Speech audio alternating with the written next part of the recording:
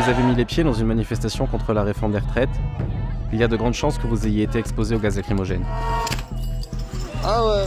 Depuis plusieurs années, cette arme est utilisée presque systématiquement pour disperser les manifestants. Pourtant, des chercheurs, des observateurs et même des policiers le considèrent dangereux et aucune étude n'a été menée pour déterminer les effets à long terme de ce gaz sur la santé. Vous n'avez pas de moyen de sortir du nuage. Là, il existe un risque très très sérieux pour votre santé. Les forces de police déploient sur des manifestants vraiment ce cocktail de gaz non testé dans des quantités extrêmes sans avoir vraiment aucune connaissance de l'impact que ça a sur la santé à long terme. Le foie, les reins et surtout le cerveau peuvent avoir des atteintes. La plus grosse prise de gaz lacrymogène, c'était le soir du 20 mars.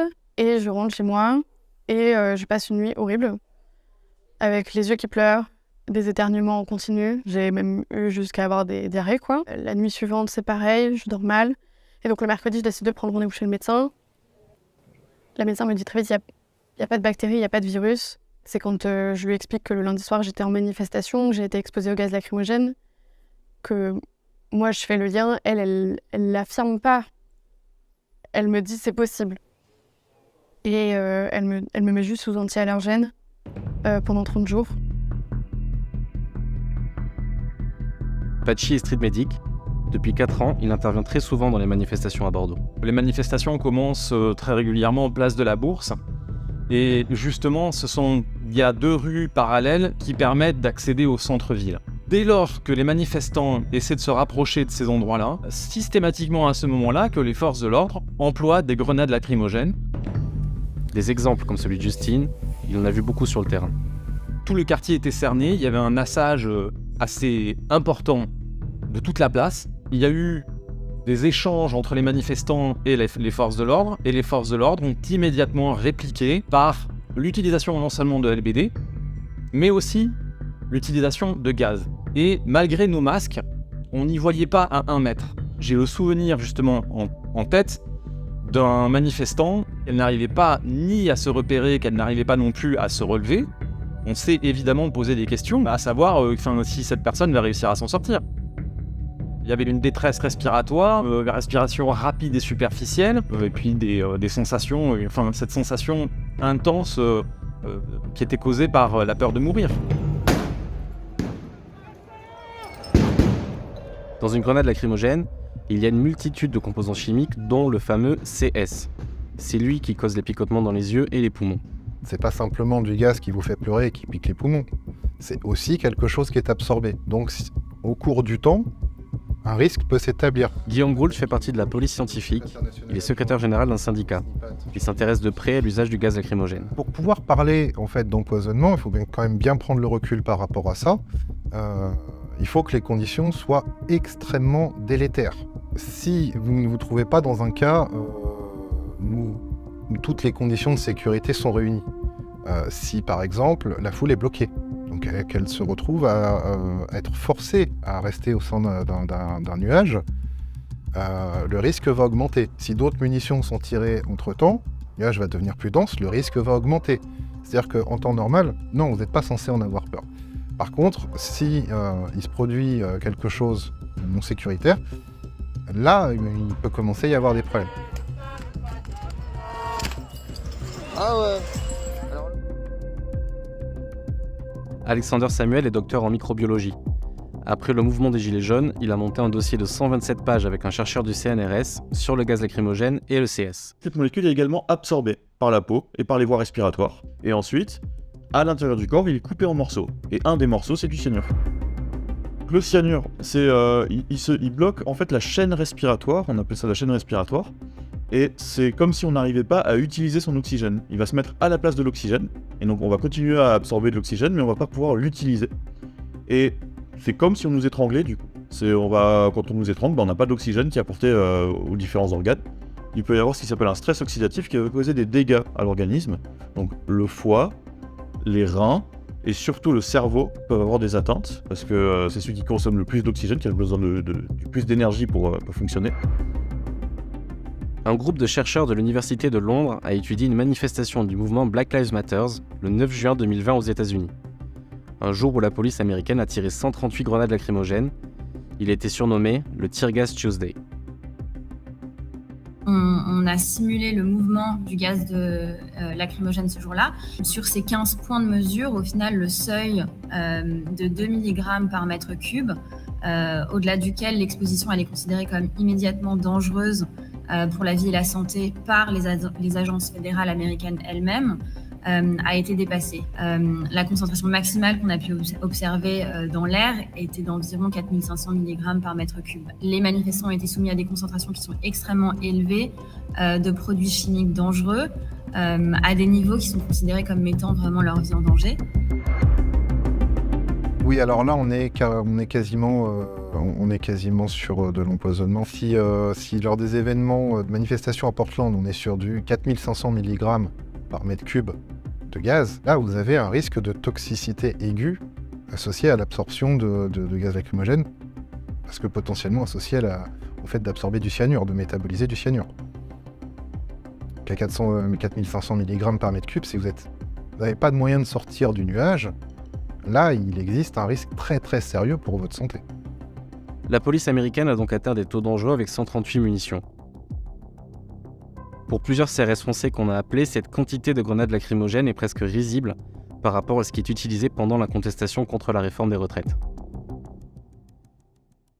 Ce qu'on observe, c'est que les particules de CS peuvent rester donc, dans l'air bien après leur déploiement initial donc, des munitions, et elles peuvent se déposer assez loin de leur source, donc près d'écoles, de restaurants, dans les habitations aux alentours. On a également pu observer, en fait, ou en tout cas dans les témoignages, des personnes qui ne faisaient pas partie disons, des manifestations et qui, en fait, passivement ont été exposées à des concentrations de gaz qui, en fait, leur ont causé des symptômes similaires à ceux des manifestants, mais depuis donc, en fait, leur domicile, etc. À la suite des manifestations, donc, on recense tout un éventail de symptômes. L'asthme, les brûlures chimiques, les lésions pulmonaires, les troubles sur le cycle menstruel, ça c'est quelque chose qui revient très souvent.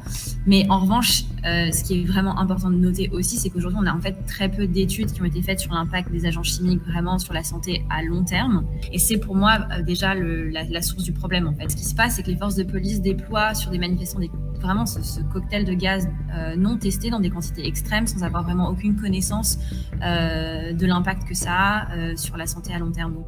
Je pense que pour moi, c'est le plus compliqué, c'est l'incertitude liée aux effets du gaz lacrymogène. Moi, je suis atteinte d'endométriose et à chaque cycle depuis le mois de janvier, j'ai l'impression que chaque cycle est plus difficile et plus douloureux. Et je pense que des fois, j'ai envie de me dire « Ah, mais est-ce que le gaz lacrymo n'aurait pas un impact ?» Et c'est l'incertitude de me dire « Je ne sais pas ». Aujourd'hui, si je veux tenter de comprendre quels sont les effets des gaz lacrymogènes sur moi, je ne sais pas vers qui me tourner, je ne sais pas quoi lire. En fait, je ne sais pas quelles sont les sources fiables pour connaître les effets des gaz lacrymogènes. Du fait qu'il existe des situations dans lesquelles le gaz lacrymogène n'est pas sans danger, dans lesquelles il peut y avoir une toxicité très importante qui peut être impliquée, nécessairement, normalement, on devrait avoir des données extensives sur sa sécurité d'usage et sur les éventuels risques associés, même lorsqu'ils sont rares, de manière à pouvoir suivre les personnes exposées en cas de difficulté médicale, les personnels en cas de maladie professionnelle, et de pouvoir, lorsqu'on les forme, leur expliquer l'existence de ces risques. Et ces données-là, à ma connaissance, du moins, on ne les a pas.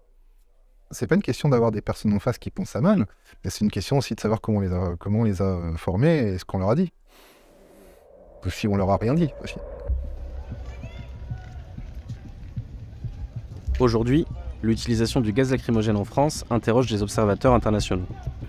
Dans les droits internationaux, l'utilisation de le gaz lacrymogène doit être utilisée comme le dernier recours. Donc, dans les situations de la violence généralisée. Mais on voit souvent qu'en France, c'est utilisé comme le premier recours et que c'est quasiment le seul tactique utilisée par les forces de l'ordre pour disperser les gens. Ça peut monter au niveau de potentiel d'un traitement cruel, inhumain et dégradant. parce que l'objectif de l'utilisation de le gaz lacrymogène, en principe, c'est de disperser les gens. S'il n'y a pas des chemins, il n'y a pas des options, des routes pour disperser, cet objectif ne peut pas être réalisé. La surutilisation du gaz lacrymogène, ses risques potentiels sur la santé et la peur que ça peut inspirer aux manifestants, tout ça contribue à entraver le droit de manifester en France. Ça mérite des enquêtes indépendantes pour effectuer des changements. Parce que les changements dans les lois et dans les règles de l'utilisation de le gaz lacrymogène et pour mieux protéger le droit de manifester en France, c'est urgent. La plus grande question, c'est de savoir comment est-ce que je retourne en manifestation de manière sereine, en sachant qu'aujourd'hui, les gaz lacrymogènes sont utilisés à quasiment chaque manifestation, en fait. C'est juste que tout ce sujet, pour moi, c'est plein de points d'interrogation dans ma tête. Et je suis encore déterminée, mais c'est sûr que c'est possible que j'arrête d'aller en manifestation. Enfin, je sais pas, on verra. 30 mai 2019, Saint-Ouen. Des policiers de la compagnie d'intervention et de sécurisation de Seine-Saint-Denis interviennent devant une épicerie équipée de 2 caméras de vidéosurveillance. 4 policiers ont été mis en examen et placés sous contrôle judiciaire à cause de ces images. Voici pourquoi.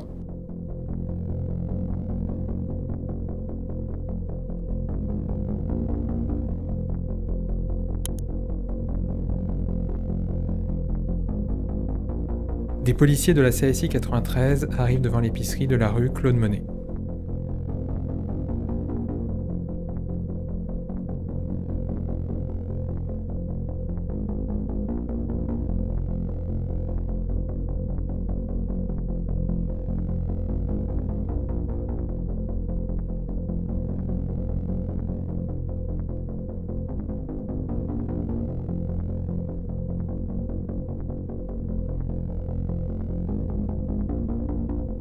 Je discutais avec des amis devant l'épicerie qui se trouve dans la rue Claude Monet. Bon, dans un premier temps, je me dis que c'est un contrôle de routine comme d'habitude. Ça veut dire qu'ils vont contrôler, puis après ils vont repartir, mais finalement, c'est pas ce qui s'est passé. À ce moment-là, il me demande si j'ai une pièce d'identité à lui fournir. Je lui réponds que j'ai pas de pièce d'identité, mais j'ai ma carte de conducteur poids lourd. Il me dit, vous allez vous lever pour un contrôle de police. Moi, je regarde pas trop ce qui se passe derrière. Derrière, un policier lance un sac en plastique blanc au pied de Jonathan S. avant de le ramasser et de le brandir. Et puis là, le voilà qui me pousse et qui lui-même ramasse le sac qu'il venait juste de jeter. À ce moment-là, moi, je prête pas attention au sachet. Je suis toujours en train de parler avec son collègue en face de moi. Lookman T. sort alors son téléphone pour filmer la scène. Le brigadier Loïc P. va vers lui, s'empare de l'appareil et lui demande en vain le code de déverrouillage. Et c'est au moment où il va ouvrir le sac, là je vais nettement distinguer des sachets d'herbe. Ce genre de choses, on voit ça que dans les films, que dans les séries américaines. J'ai jamais vécu ce genre de scène en direct, quoi. À un moment donné, il y a un de leurs collègues qui me demande simplement de me retourner, que si ils ne trouvaient rien lors de la palpation, qu'ils allaient repartir et poursuivre leur journée, quoi. Et quand il me dit ça, j'obtempère, ça veut dire que je me retourne pour qu'il puisse me palper. Et au moment où je me retourne, il y a un policier qui m'attrape par les jambes, qui me soulève et qui me jette au sol. Riyad B. plaque au sol Jonathan S. en le tirant violemment par les pieds, par surprise.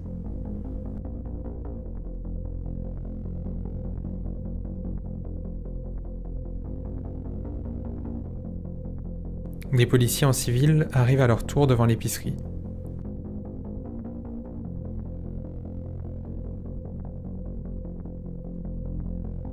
Lookman T veut alors récupérer son portable, il est à son tour contrôlé.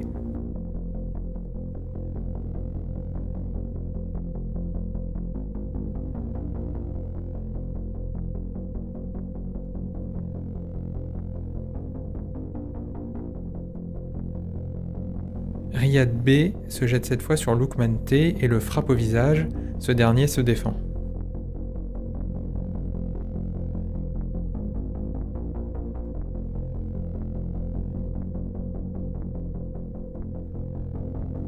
Pendant ce temps, Loïc P. range le téléphone de Lookman T dans sa poche. Il y en a un qui m'étrangle, qui me fait une prise d'étranglement au niveau du cou, ce qui fait qu'il bloque automatiquement ma respiration, et l'autre qui exerce une forte pression sur mon thorax. Mon seul objectif à ce moment-là, c'est de trouver de l'air pour respirer, parce que j'arrive plus à respirer, l'air il passe plus. J'ai vraiment le souffle coupé, il n'y a plus d'oxygène qui rentre dans mon corps, donc j'essaie de respirer.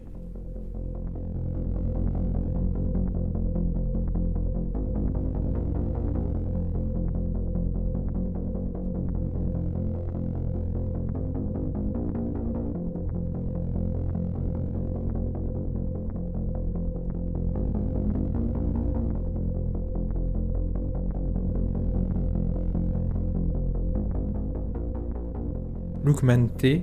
reçoit une décharge de taser, un pistolet à impulsion électrique, utilisé en mode contact.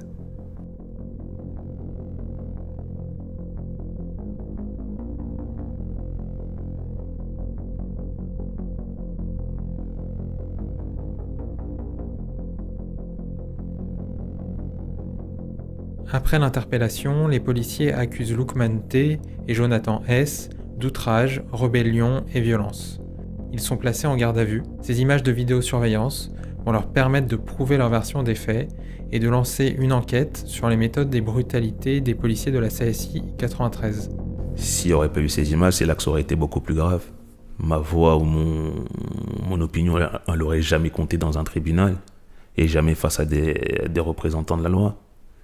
J'aurais été certainement condamné, ouais. Ça n'arrive pas que la justice ou bien les tribunaux ils puissent croire un individu, surtout un jeune issu des quartiers, face à la parole d'un policier qui lui est assermenté par l'État. Ça n'arrive pas. Dans la majeure partie des cas, la justice croit aveuglément les rapports et les propos de la police.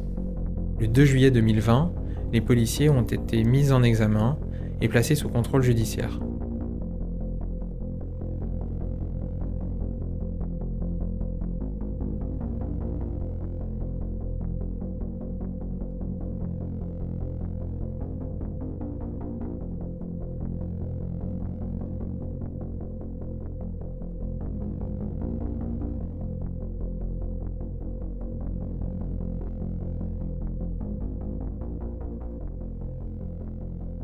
Depuis le début de l'année, 11 personnes ont été tuées à bord d'une voiture par des tirs de policiers. À Sevran, Berlétan, Paris, Vénissieux, Neuville-en-Ferrain et plus récemment à Nice. Oh putain! Ces drames sont l'aboutissement d'une tendance longue. Depuis 2017, les tirs contre les véhicules ont augmenté de 40% d'après les déclarations des agents à l'IGPN. Plusieurs explications peuvent être avancées. Le comportement des automobilistes face aux forces de l'ordre, le nombre peut-être croissant des contrôles routiers qu'elles effectuent, ou encore le raccourcissement de la formation des policiers. Mais la cause est ailleurs, d'après les travaux des chercheurs Sébastien Rocher, Paul Lederf et Simon Varenne. Selon eux, il y a eu 5 fois plus de tirs mortels de la part des policiers contre les occupants d'une voiture depuis 2017. Ils l'expliquent par l'adoption, cette année-là, de l'article 435-1 du Code de la sécurité intérieure. Cette loi a assoupli les conditions de tir des policiers, notamment quand ils font face à un refus d'obtempérer.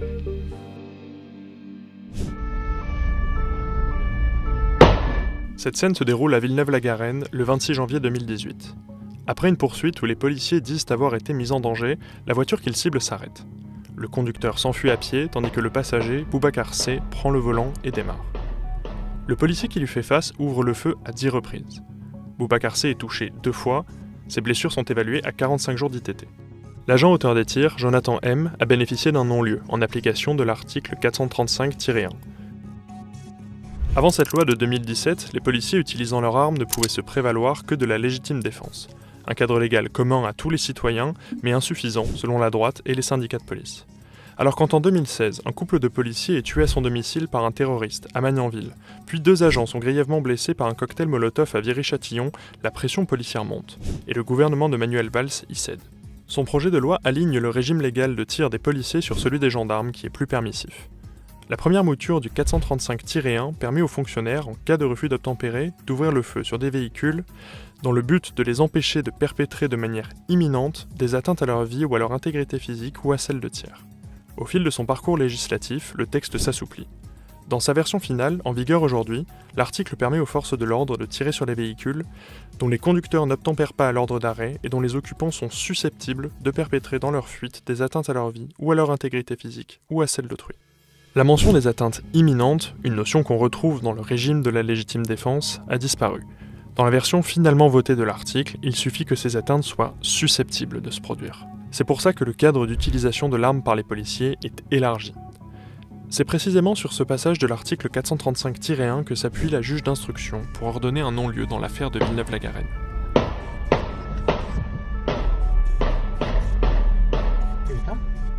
Ce texte a aussi été retenu dans une autre affaire.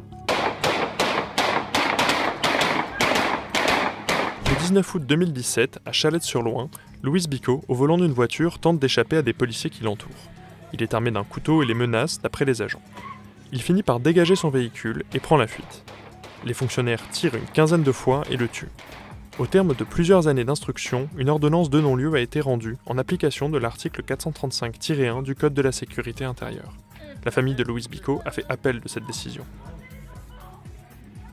Ces affaires montrent que les agents peuvent légalement, sous certaines conditions, tirer sur des véhicules en cas de refus d'obtempérer. Mais la doctrine de la police n'est pas toujours allée dans ce sens. Dans une note de la Direction de la sécurité publique de 2009, il est rappelé aux policiers le caractère inapproprié de l'usage des armes, qui n'arrête quasiment jamais un véhicule en mouvement, mais par contre crée systématiquement un risque de blesser, voire de tuer le conducteur ou les passagers.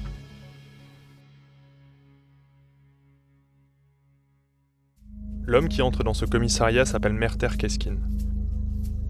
Dans la nuit du 12 au 13 janvier 2021, il meurt au cours de sa garde à vue.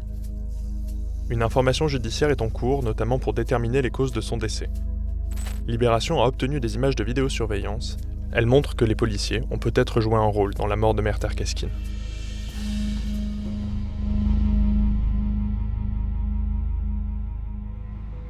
Le soir du 12 janvier 2021, Merter Keskin se rend chez son ex-compagne. Elle vit à Sélestat, dans l'est de la France, avec leurs 2 enfants. Ma fille, la petite, elle a appelé son papa pour qu'il reste avec elle. Durant la nuit, monsieur, il a mis la télé trop fort, il parlait au téléphone trop fort. Ça m'a réveillée et ça m'a énervée. Je sais pas, j'ai eu un coup de colère, un coup de pression. Voilà, j'étais énervée, j'ai dit maintenant je vais appeler la police. Merter Keskin n'était pas censé être dans l'appartement d'Elodie H. Un an auparavant, il avait écopé d'une peine de prison pour des faits de violence à son encontre. Depuis sa sortie, il faisait l'objet d'une ordonnance d'éloignement. C'est probablement pour cette raison qu'il décide de fuir à l'arrivée de la police en sautant par cette fenêtre.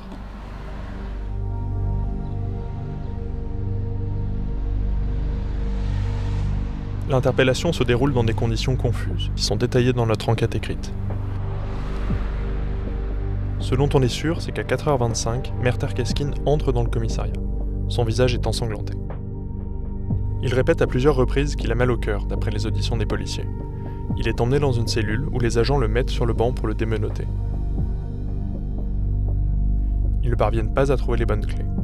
Pendant toute la durée de la manœuvre, 4 policiers le maintiennent à plat ventre. Au bout de 3 minutes 30, Merter Keskin est démenotté, mais il ne réagit plus. Un policier, puis une équipe de secours tentent de le réanimer, sans succès. Son décès est constaté à 5h du matin. Après, le matin, je suis allée au commissariat le voir. Et on m'a dit qu'il s'est passé un petit incident cette nuit. Et on m'a dit que il est décédé. Si j'aurais peut-être pas appelé, il serait peut-être encore là pour ses enfants.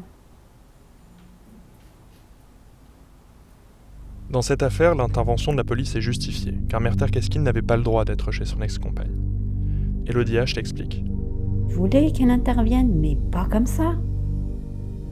Pas comme ça. Soit qu'ils le mettent en prison, mais ils n'ont pas à faire un meurtre. Enfin, ils n'ont pas à tuer quelqu'un parce que... Ce qui pose question, c'est la façon dont l'intervention s'est déroulée, et la manière dont Merter Keskin a été traité dans le commissariat de Sélestat. La première expertise médicale a démontré qu'il avait pris de la cocaïne avant l'interpellation. À ce stade, les légistes ont conclu ceci. Le décès de Merter Keskin apparaît la conséquence vraisemblable d'un trouble du rythme cardiaque dans le contexte d'une consommation de stupéfiants, de cocaïne et d'une importante hyperthermie. Mais ces images de vidéosurveillance montrent que les agents ont réalisé une manœuvre qui semble disproportionnée, voire dangereuse. Merter Keskin, un homme en surpoids, agité, se plaignait de douleurs au cœur. En l'allongeant sur le ventre, les mains menottées dans le dos, les policiers ont réalisé un plaquage ventral. Un geste d'autant plus risqué si les agents exercent une pression sur sa cage thoracique. Cette technique poussée à l'extrême est en cause dans les affaires Adama Traoré, Cédric Chouviat ou encore George Floyd. À ce stade, aucun policier n'a été mis en examen. Ils sont présumés innocents. Une information judiciaire en recherche des causes de la mort a été confiée à un juge d'instruction. L'avocat de la famille a demandé une contre-expertise médicale. Si c'est passé quelque chose de grave, que la personne soit punie. Montrer qu'il y a réellement une justice. Parce que pour moi, il n'y en a pas. Il y aura un non-lieu et ce sera terminé, allez, c'est bon, c'est fini. Alors que ces enfants, ils sont là et que pour eux, quand ils vont grandir, ça va être compliqué aussi.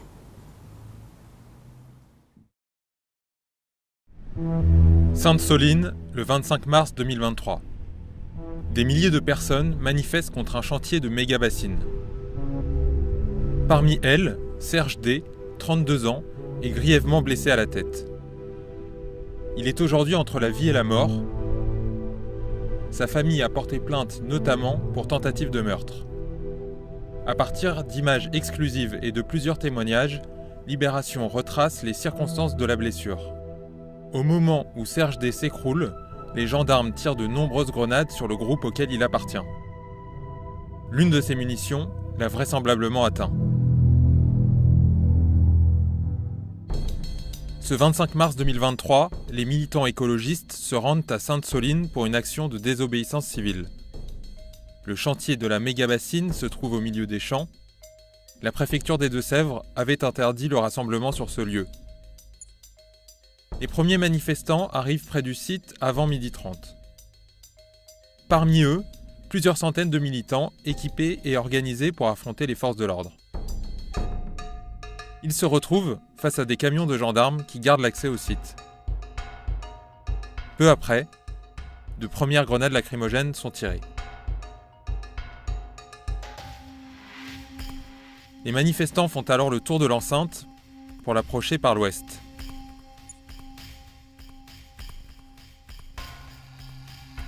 Des affrontements éclatent, des dizaines de personnes sont blessées, plusieurs véhicules de gendarmerie sont incendiés. En 2 heures, plus de 5000 grenades sont tirées par les forces de l'ordre. La séquence que révèle Libération, au cours de laquelle Serge D est blessé, débute peu après 13h45. Des milliers de personnes sont alors éparpillées dans les champs autour de la bassine.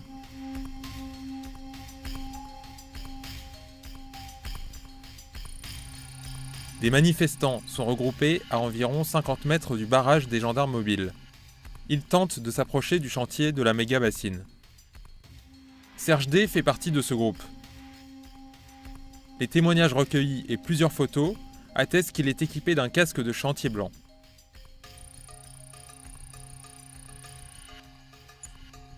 À 13h46, plusieurs manifestants quittent cette zone en portant une personne inconsciente. Cette même scène apparaît plus nettement sur une photo prise depuis le sol. Il s'agit de Serge D, son casque n'est plus sur sa tête, du sang est visible sur son visage et ses affaires. On distingue sur les images un manifestant agitant ses bras pour signaler un blessé, ce morceau de carton, ce sac bleu est lui visible juste avant. Ici. 2 témoins directs de cette scène confirment que c'est bien le moment où Serge D a été secouru par les manifestants qui se trouvaient autour de lui. Serge D est ensuite posé au sol. Une autre photo permet de voir la scène. Que se passe-t-il dans les instants précédents ?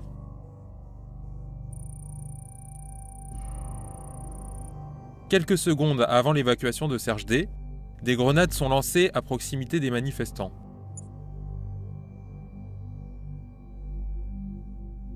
L'une d'elles se déclenche au milieu du groupe, libérant une importante quantité de gaz lacrymogène. D'où peut venir cette grenade ? Revoyons ces images. Un projectile apparaît et finit sa course au milieu du groupe. Il heurte une forme blanche au niveau de la tête des manifestants et ricoche vers la droite. Le panache de fumée apparaît ensuite au même endroit. Ces images corroborent les récits de plusieurs témoins interrogés par Libération, selon qui un projectile a touché Serge D à la tête, faisant voler son casque. Quelques secondes après cet impact, il est porté inconscient par les militants témoins de sa blessure. Cette munition lacrymogène est propulsée par un lanceur. Les règles d'utilisation, communes aux policiers et gendarmes, prévoient que cette grenade doit être tirée en cloche pour s'ouvrir en l'air. Mais là, ce n'est vraisemblablement pas le cas. La grenade semble s'être disloquée au milieu de ce groupe de manifestants. Les gendarmes susceptibles de l'avoir tirée se trouvent autour de la bassine. Certains sont installés sur l'un des bords de l'édifice, en surplomb par rapport aux manifestants. D'autres sont positionnés à côté d'un blindé. Et la tourelle de ce véhicule permet aussi de tirer des grenades lacrymogènes. Une trajectoire est d'ailleurs visible depuis cet endroit et en direction du groupe de manifestants où se trouvait Serge D, quelques instants après sa blessure. La gravité de la blessure de Serge D est tout de suite comprise par les personnes qui le secourent. Selon les données téléphoniques consultées par Libération, un premier appel au SAMU est passé dans les mêmes instants à 13h48. Après l'avoir éloigné de la ligne de gendarmes, le groupe passe entre les arbres de la haie qui longe la route. Serge D est de nouveau allongé au sol quelques mètres plus loin. Une minute plus tard, on distingue plusieurs secouristes manifestants à ses côtés. Autour d'eux, d'autres militants joignent leurs mains pour signaler la présence d'un blessé. Cette zone où se trouvent pourtant des personnes en retrait va bientôt être saturée de gaz lacrymogène. À 13h54, les quads de la gendarmerie se positionnent. De nombreuses grenades lacrymogènes sont tirées dans la zone où Serge D est installé.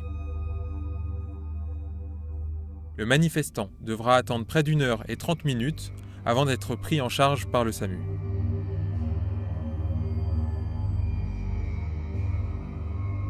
Vous vous rappelez sans doute de l'arrestation du frère du rappeur MHD.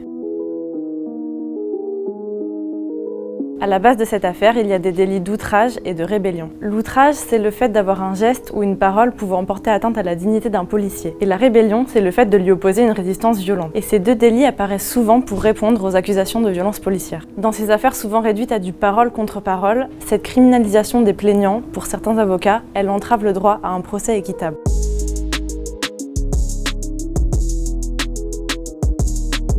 Ce qu'il faut savoir sur les procédures d'outrage et rébellion, c'est qu'elles sont souvent courtes. Parce que souvent, elles reposent uniquement sur les procès-verbaux des policiers et sur l'audition du mis en cause. Par exemple, Déborah, une jeune femme qui a perdu son bébé quelques jours après son interpellation, est déjà condamnée pour outrage et rébellion, alors que l'enquête sur les violences dont elle accuse les policiers n'est toujours pas finie. Dans cette affaire, il n'y a pas eu de vidéo. Donc impossible de connaître le contexte exact de l'interpellation. Mais ce contexte, il est très important pour que le jugement prenne en compte l'ensemble du déroulement de la scène. Par exemple, en 2018, un bénévole britannique s'est fait pousser à Calais, puis accusé d'outrage par les policiers. Mais grâce à une vidéo qui montre l'ensemble de la scène, les juges ont décidé de le relaxer. Et dans l'affaire du frère d'MHD dont on vous a parlé au début, c'est pareil. En 2018, il a aussi été arrêté et accusé d'outrage et rébellion. Mais la vidéo montre qu'il était immobile jusqu'à ce qu'un chien policier lui saute dessus.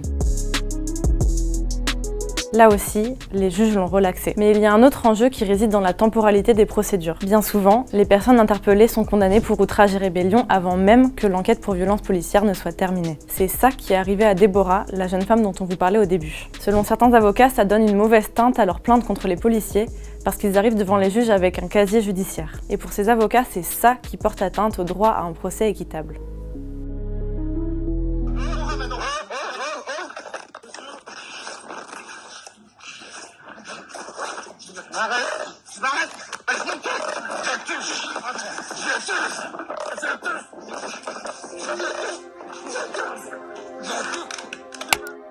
Ce que vous entendez, c'est la voix de Cédric Chouviat, un coursier de 42 ans.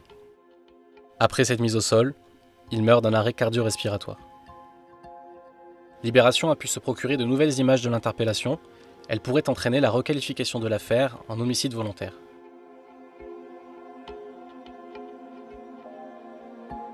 Le 3 janvier 2020, sur le quai Branly à Paris, des policiers arrêtent Cédric Chouviat. Alors, comme ça, vous kiffez mettre des amendes aux gens, c'est votre travail. Monsieur, c'est juste que vous avez mis de l'huile volontairement sur votre plaque pour la Ah non, dissimuler. ça c'est là, alors.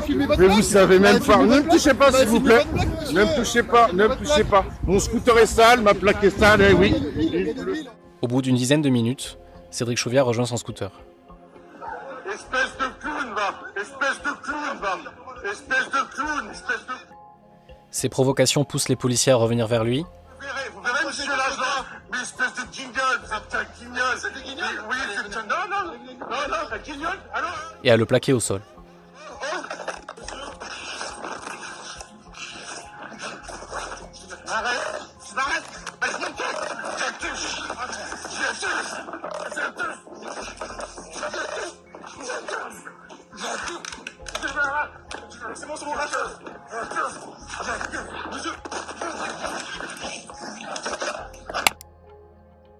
À ce moment-là, un des policiers réalise 2 prises d'étranglement. La première debout, la seconde au sol. Les 3 policiers le maintiennent à terre et l'un d'entre eux exerce une forte pression sur le dos de Cédric Chouviat. 1 minute et 45 secondes plus tard, son cœur s'arrête. D'après un rapport d'expertise médicale sorti dans la presse le 24 janvier, les 3 actions successives des policiers sont directement responsables de la mort de Cédric Chouviat. À l'époque, plusieurs vidéos ont été publiées dans la presse, mais dans les images que nous avons récupérées, on peut entendre ces mots.